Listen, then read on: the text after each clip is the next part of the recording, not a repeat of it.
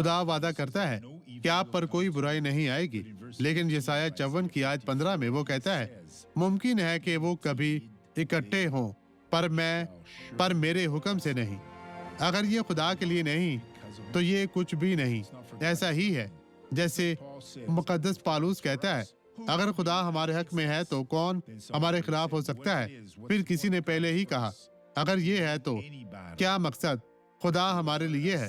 हम कोई भी जंग जीतते हैं, जो तेरे खिलाफ जमा होंगे वो तेरे ही सबब से गिरेंगे। यही है, वो उठेंगे, इकट्ठे होंगे सिर्फ गिरने के लिए।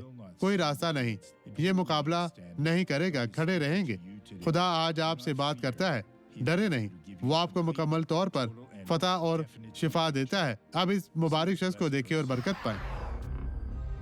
आप कैसा महसूस करते हैं? मैं बेहतर महसूस कर रहा हूँ। जी जी। तो ये ठीक है, इसे यहाँ पर लाएं। हाल में चलते हुए वापस जाएं भाई, चलें।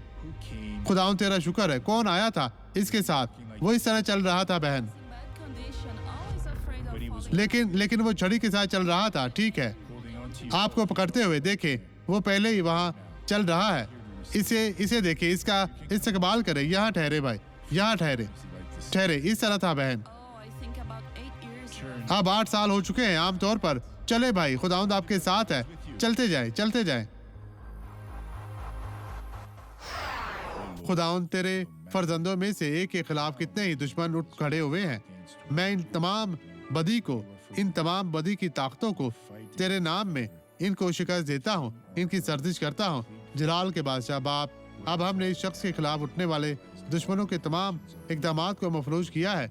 मैं इसे जाने का हुक्म देता हूँ और ये तुझ में रहते हुए मुकम्मल फतह पाएं, और मैं इनकी फतह का ऐलान करता हूँ मसीह यीशु नासरी के नाम में।